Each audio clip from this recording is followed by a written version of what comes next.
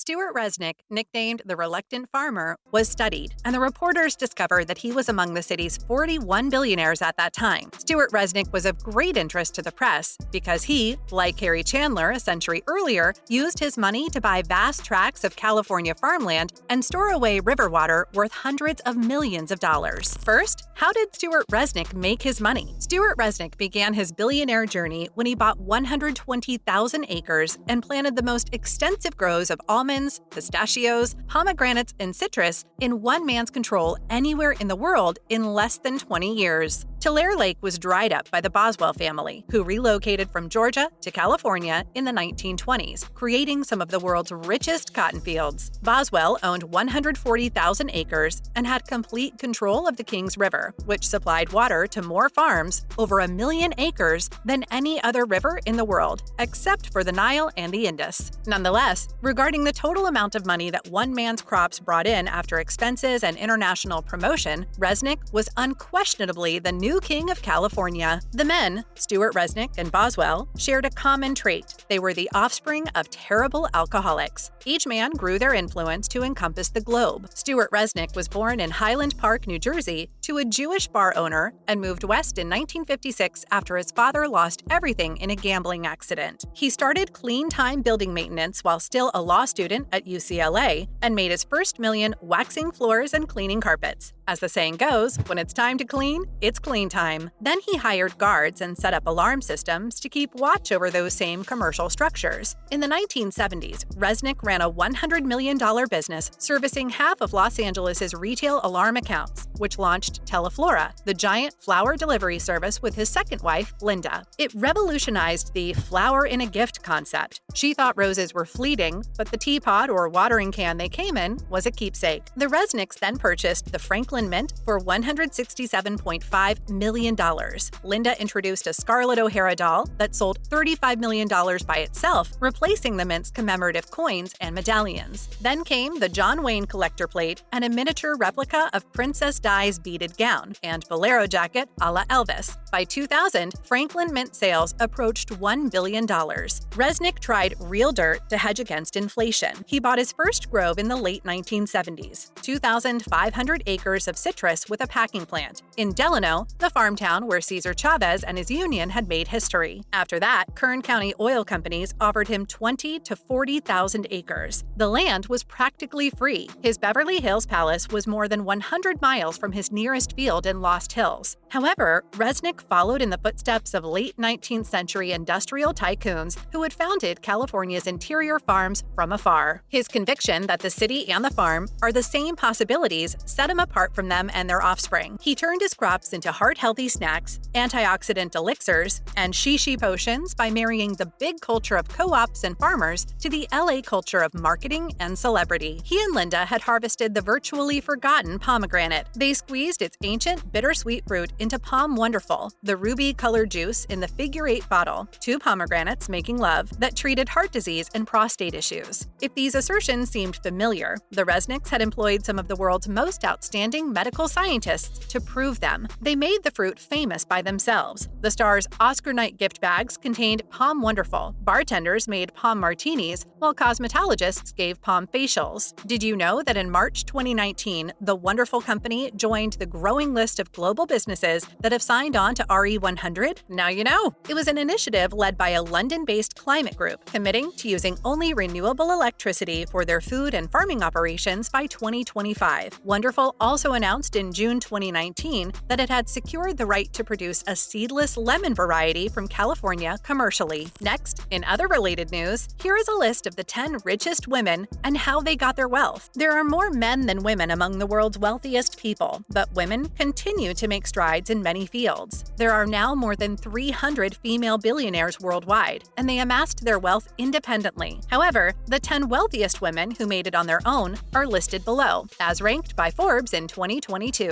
First, Fan Hongwei, with a net worth of $18.2 billion. Fan Hongwei is a successful entrepreneur and the wealthiest woman in the world, thanks to her efforts. Moreover, she is the 13th richest woman in the world and the wealthiest self-made woman in China. She serves as vice chair of the Hengli Group in addition to her role as chairwoman and CEO of Hengli Petrochemicals. The Chinese firm Hengli Petrochemicals is a significant player in the international polyester, petrochemical, and refining industries. The current market capitalization of the firm is over $155 billion, but it's been said that Fan is worth $18.2 billion. Next, Rafaela Aponte, with a net of $16.8 billion.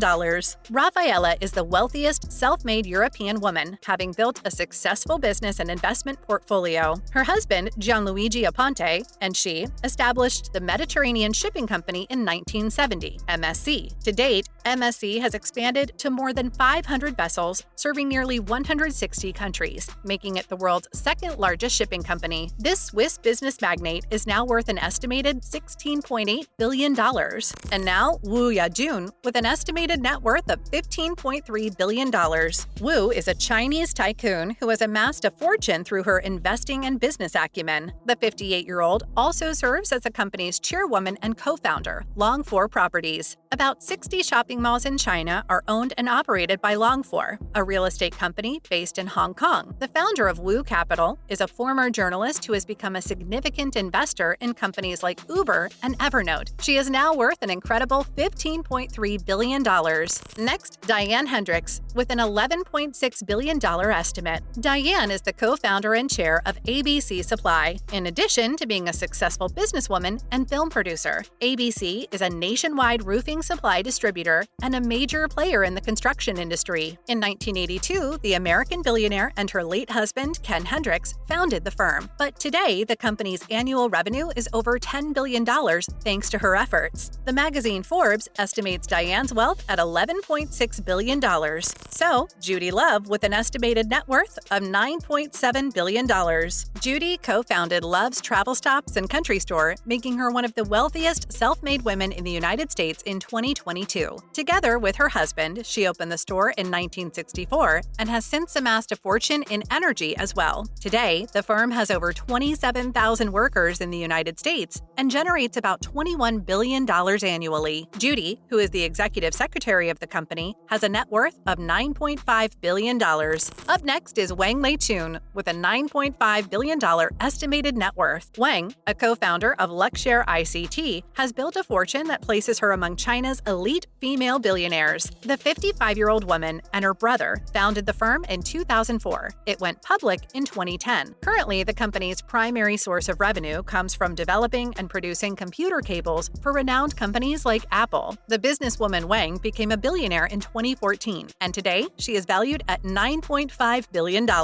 And now, Zhang Weizhang, with an $8.1 billion net worth. Zhang is the founder of Hansen Pharmaceuticals and a pharmaceutical executive from China. The chemistry professor turned pharma tycoon is 61 years old. Zhang is still Hong Kong's wealthiest self-made woman, despite a decline in the company's fortune since 2020. The former Jiangsu Normal University student is now worth an estimated $8.1 billion.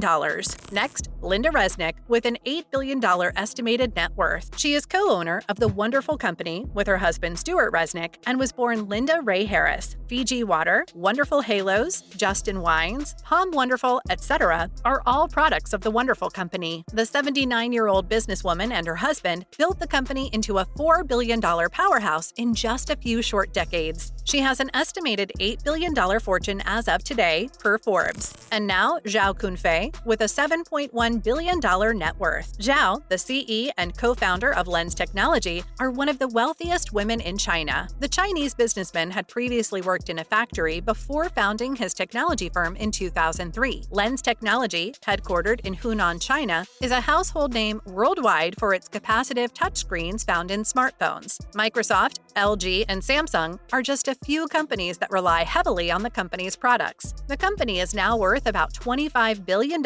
according to the market cap. In another interpretation, Zhao's wealth is astronomical at $7.1 billion.